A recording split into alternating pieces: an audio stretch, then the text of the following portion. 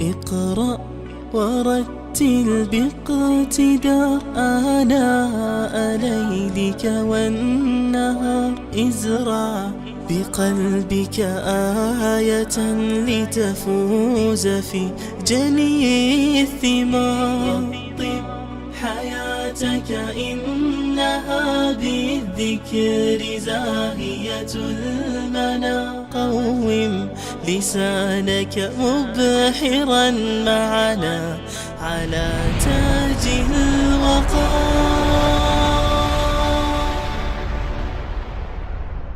اقرأ ورتل باقتدار بسم الله الرحمن الرحیم. الحمد لله و الصلاة والسلام علی رسول الله صلی الله علیه و سلم و علی آله و صحبه اجمعین. اما بعد، دوستان عزیز، السلام علیکم و رحمت الله و برکاته. خوشحال هستیم که در خدمت شما دوستان قرار داریم. موضوع بحث امروزی توحید ما توحید در استغاثه هست. استغاثه چی را میگن؟ استغاثه، کلمه استغاثه به معنای کمک خواستن است در وقت سختی و مشکلات. وقتی سر انسان یک حالت سخت میایه و یک مشکل بسیار خطرناک سر از میایه، بالاخره آواز میکنه، صدا میکنه و استغاثه میکنه، طلب غوث یا کمک میکنه.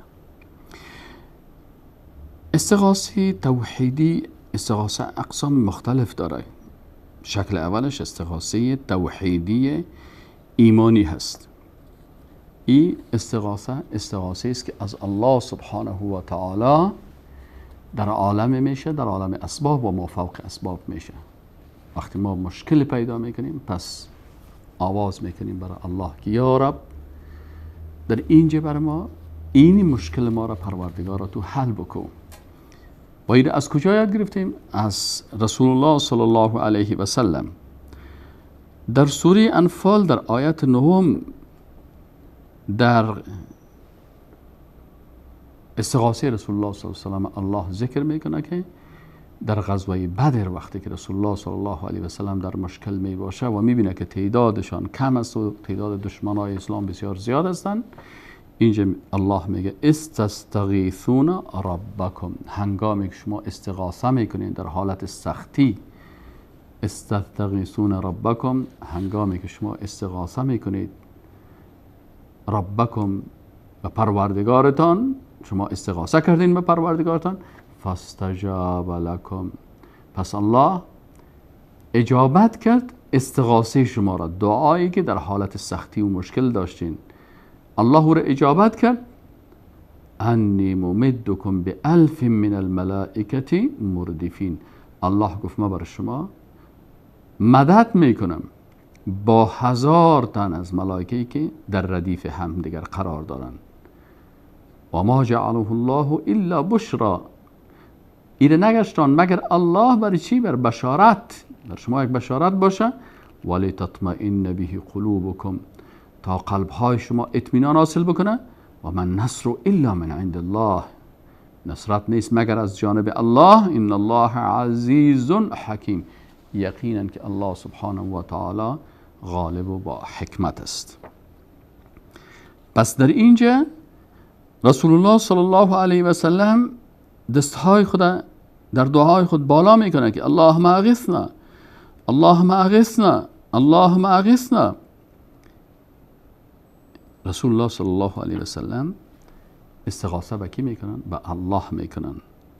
امام بخاری در حدیث شریف از انس ابن مالک رضی الله عنه روایت میکنه که رسول الله صلی الله علیه و سلم فرمود، این روایت میکنه میگه ان رجلا دخل المسجد، این روایت میکنه میگه که انس ابن مالک رضی الله عنه میگه که ان رجلا دخل المسجد یوم الجمعه، یک شخصی در مسجد داخل شد در روز جمعه و رسول الله صلی الله علیه و سلم قائم یخطب، و رسول الله صلی ایستاده بود و خطبه بیان میکرد.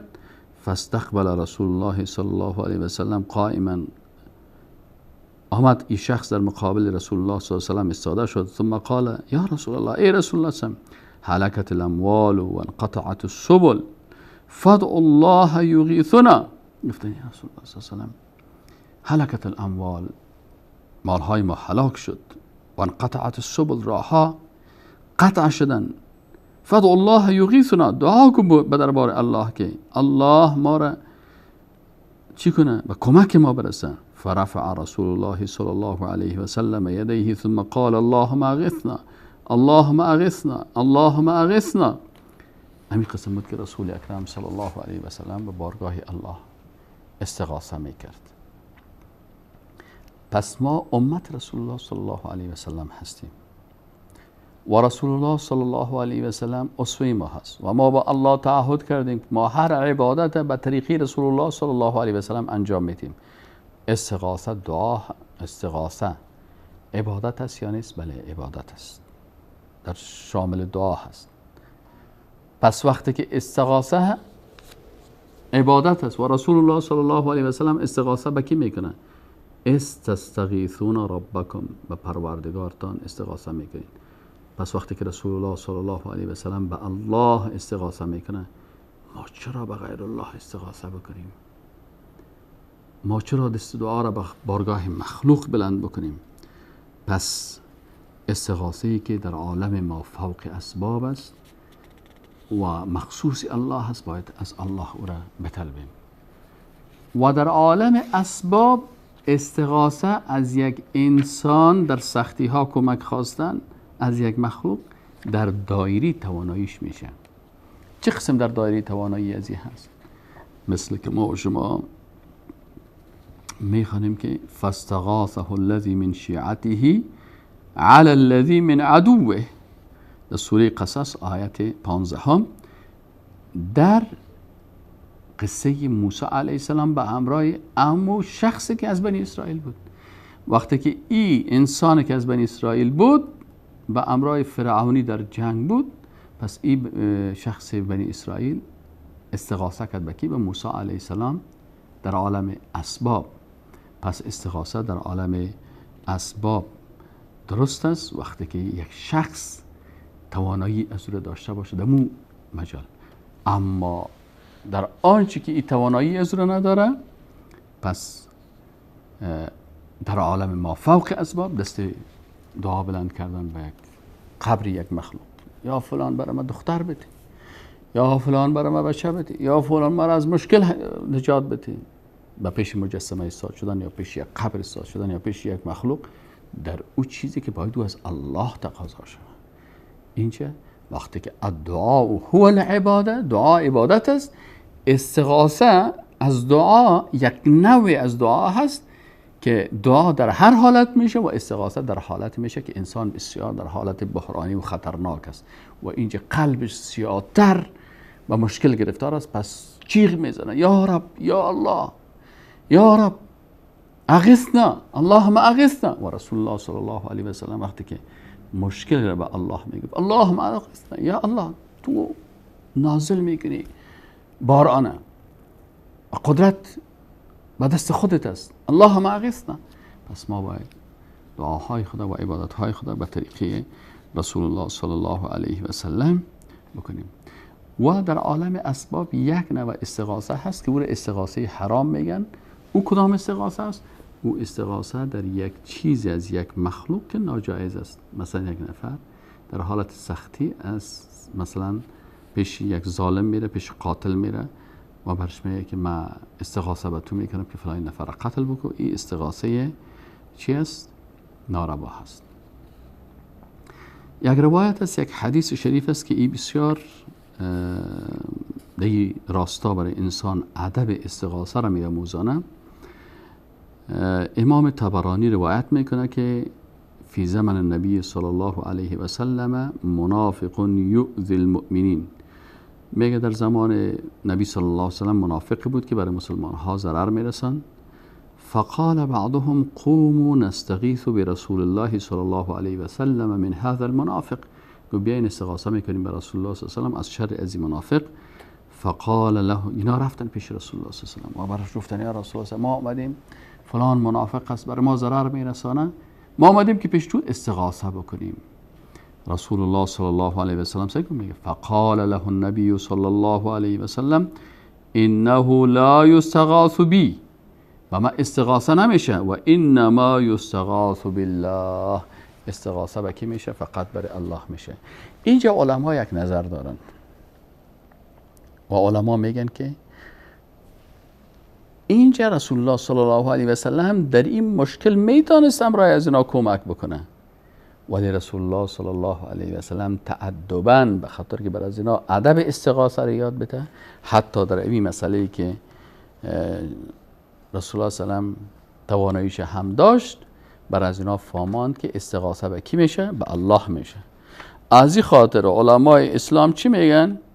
اینا میگن که فاذا كان هذا فيما يقدر عليه النبي صلی الله علیه و سلم فی حیاته، وقتی که رسول الله صلی الله علیه و سلم در یک استغاثه‌ای که در زندگی خود میتونست که امرای از اونا کمک بکنه، رسول الله صلی الله علیه و سلم ایره گفت فکیف یستغاث به بعد مماته. باز چطور درست است که مثلا بعد از مرگش که رسول الله صلی الله علیه و سلم نمیتونه امرای از اونا کمک بکنه، خودش در عالم برزخ است و در اینجا باز بعد از مرگش باز این استغاثه به او شود و یطلب منه امور لا یقدر علیها الا الله. باز چه قسم شما چیزی را از رسول الله صلی الله علیه و سلم میخواین که در او بغیر از الله کسی دیگه قدرت نداره. یعنی این عالم میخواه برای مردم بفهمانه در کتاب توحید در صفحه جلد اول صفحه 98 اینجا میگه که یکی از علمای اسلام که صالح ابن فوزان ابن عبدالله الفوزان است، این قول میگه که شما ببینید در مورد استغاثه که وقتی مردم پیش رسول الله صلی الله علیه و سلم رفتن و در چیزی که قدرت داشت، رسول الله صلی الله علیه و سلم برشان فهماند که و برشان گفت که انه لا یستغاث بی و انما یستغاث بالله. پس وقتی که رسول الله صلی الله علیه و سلم گفت در حالی که میتونست در زندگی خود، لکن رسول الله صلی الله علیه و سلم ادب بر از اینا یاد داشت. پس آیا این بیادبی نیست که بعد از ای که رسول الله صلی الله علیه و سلم وفات کرده، چیزی که مربوط الله میشه و الله او را برای بنده های خود انجام میده و مخلوق نمیتونه و پیغمبر نمیتونه، بازی استغاثه بره پیش رسول الله صلی الله علیه و از او استغاثه شود. صاحب کتاب تمهید لشرح کتاب توحید چی میگه؟ میگه استغاثه صحابه رسول الله صلی الله علیه و سلم جایز بود، زیرا آنان از رسول الله صلی الله علیه و سلم چیزی میخواستند که با آن قدرت داشت و رسول الله صلی الله علیه و سلم میتوانست که آنان را کمک کند یا امر کشتن یا امر به قید و تهدید و یا جزای تعزیری و یا جزای دیگری برای این منافق میداد، زیرا او مسلمانان را اذیت مینمود. لیکن رسول الله صلی الله علیه و سلم برایشان در این رابطه هم آداب استغاثه را آموخت و سخن کامل را فهماند و برایشان گفت انه لا یستغاث بی انما یستغاث بالله.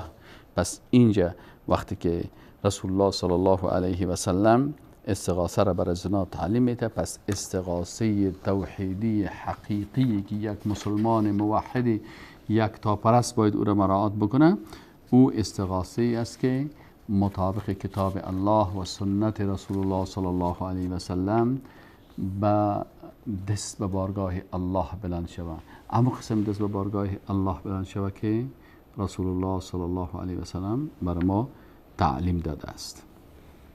این استغاثه توحیدی هست. حالا متاسفانه حتی بعضی از اشخاص هستند که غوث الاعظم بر یک مخلوق میگن. شما سرزمی اصطلاح یک کمک دقت بکنین. وقتی که استغاثه بر الله میشه و رسول الله صلی الله علیه و سلم که رهبر ما هست و اسوه ما هست و ما عقیده خود از زبان از او یاد میگیریم و او بر ما توحید تعلیم داد، خودش اینقدر احتیاط میکرد که حتی در اموری که توان کمک داشت در اون لحظه برشان میگه که استغاثه به بارگاه الله میشه. آله استغاثه که مربوط الله هست اینه میخیزیم اصطلاح غوث الاعظم، یعنی کمک کننده بسیار بزرگ. و باز منظور از کی می باشه؟ یک شخص می باشه. تصور کنین خود کلمه غوث الاعظم و اطلاق ازی بالای یک مخلوق، ببینید که از نگاه اعتقادی چقدر مشکل داره که صفت بزرگ الله که رسول الله صلی الله علیه و آله میگه که باید استغاثه به الله بکنین. ما که پیغمبر هستم به من استغاثه نکنین. حتی در امور مادی که توانایی از رسول الله صلی الله علیه و آله داشت و میتونست که منافق جزا بده، لکن ادب استغاثه را برای مردم یاد میده. پس در اموری که مربوط به الله میشه این با یک شخص داده شده و باز بر یک شخص لقب غوث الاعظم، الاعظم، بسیار بزرگ. چقدر این خطرناک است. خب الله متعال برای ما و شما توفیق نصیب بکنه که عقیده توحید حقیقی را درست بفهمیم و مطابق اینمی عقیده توحید زندگی بکنیم. اگر انسان مسلمان در الفاظ خود و در کلمات خود و در قلب خود امو عقیده که رسول الله صلی الله علیه و آله برای ما یاد داده او را مراعات بکنه، واقعا میتونه من حیث یک مسلمان موحد یک تا پرست زندگی بکنه. اما اگر العیاذ بالله از راه رسول الله صلی الله علیه و سلم منحرف میشه و به طرف دیگه میره، باز ای به عقیده توحید از اون مشکل بسیار بزرگی پیدا میشه. قسم دیگه، قسم ششم از اقسام توحید در عبادات زبانی، توحید در وسیله هست. وسیله در لغت به معنای تقرب و نزدیکی و رغبت و علاقمندی می باشه و در اصطلاح آنچه که انسان برای الله نزدیک می سازه. و علما میگن که وسیله دو قسم است، یکی وسیله توحیدی هست و یکی هم وسیله شرکی هست. وسیله توحیدی کدام وسیله هست؟ وسیله توحیدی وسیله است که مطابق احکام قرآن و سنت رسول الله صلی الله علیه و سلم باشه.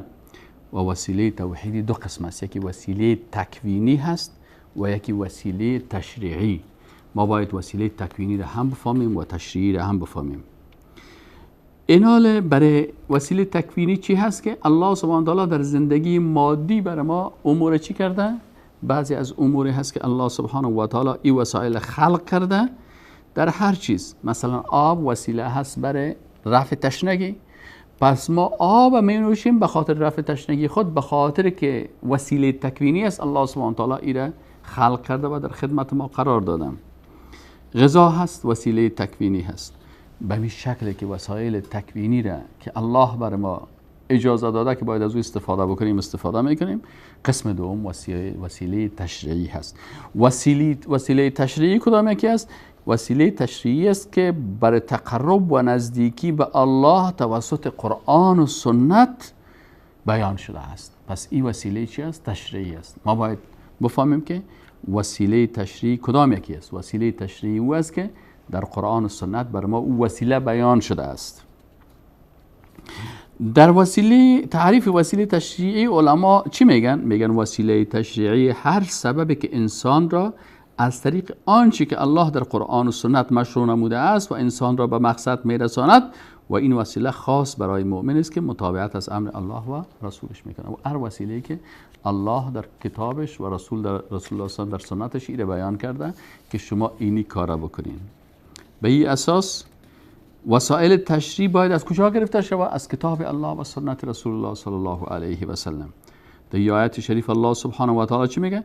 یا ایها الذین آمنوا اتقوا الله وابتغوا الیه الوسیله.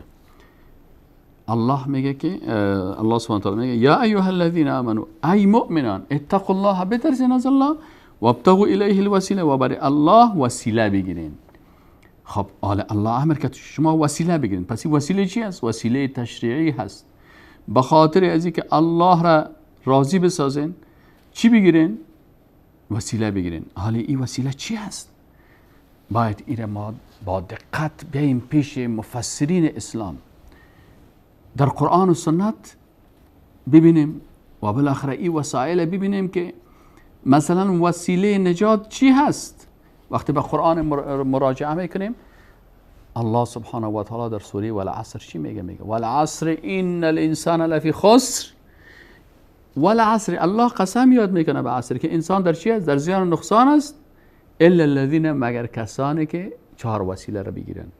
آمنو، ایمانت وسیله نجات است. و عمل الصالحات، اعمال صالحات وسیله نجات است. و تواصوا بالحق، و دعوت کردن مردم، وصیت کردنشان به حق، این وسیله نجات است. و تواصوا بالصبر، و نصیحت کردن مردم به صبر، این وسیله نجات است.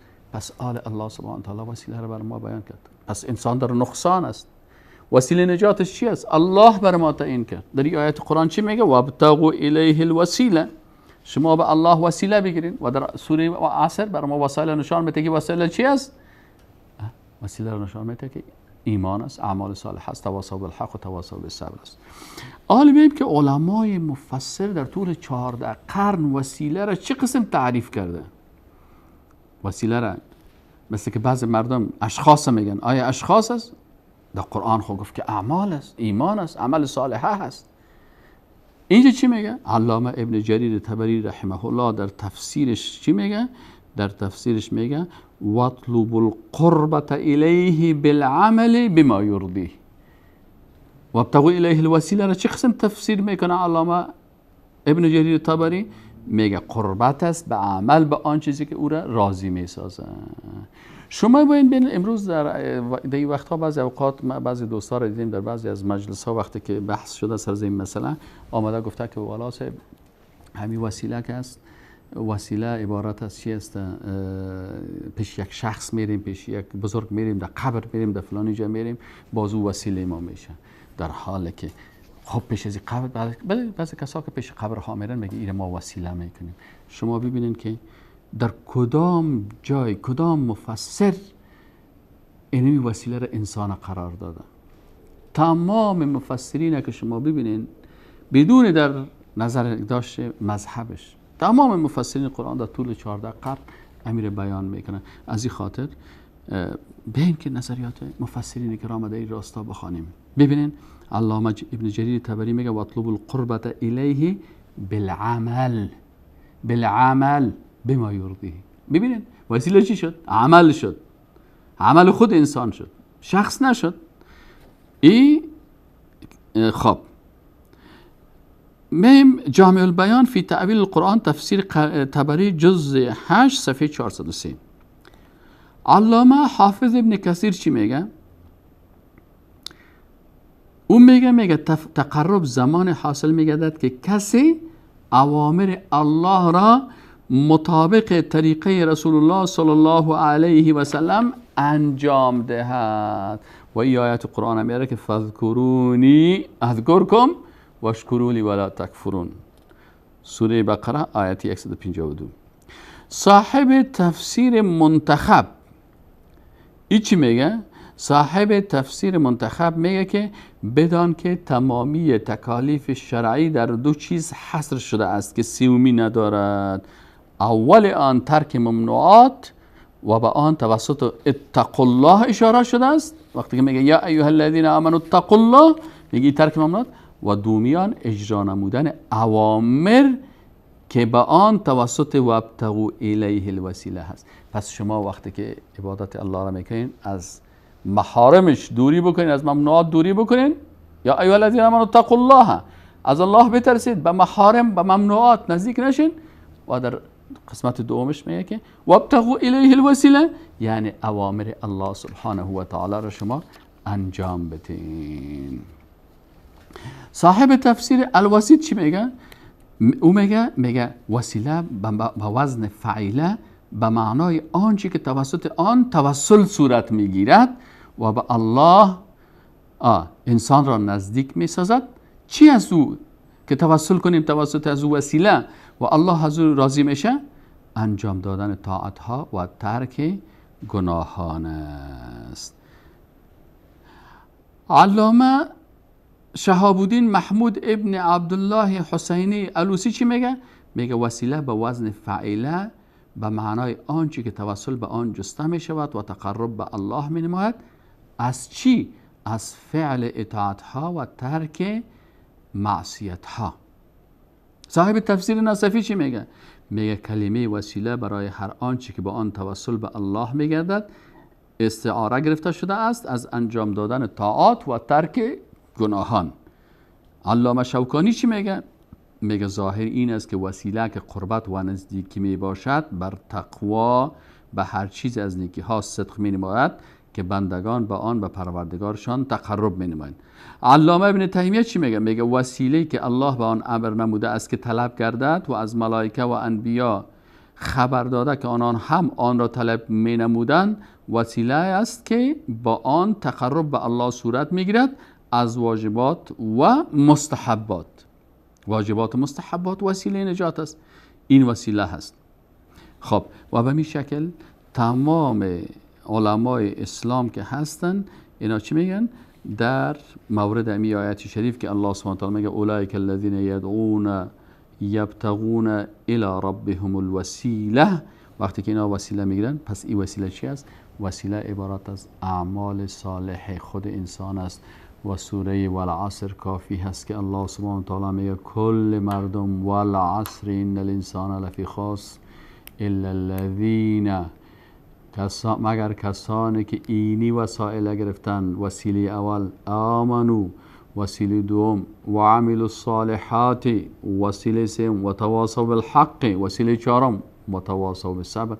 الله متعال بر ما توفیق نصیب بکنه که قرآن عظیم شانه به اون شکل بفهمیم که او را رسول الله صلی الله علیه و سلم فهمیده بود و به شکل بفهمیم که اصحاب رسول الله صلی الله علیه و سلم فهمیده بود و به شکل بفهمیم که علمای مفسرین در طول 14 نیم 15 قرن این فهمیده بودن و برای ما تشریح کردن تا به راه درست بریم و واقعا در صف موحدان در روز قیامت حشر شویم. و السلام علیکم و رحمت الله و برکاته. اقرأ ورتل باقتدار آناء ليلك والنهار ازرع بقلبك آية لتفوز في جني الثمار.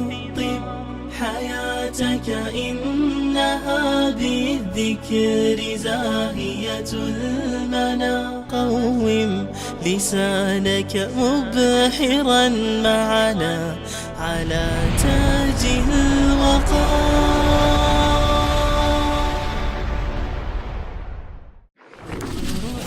ورتل باقتدار آناء ليلك والنهار ازرع بقلبك آية لتفوز في جني الثمار.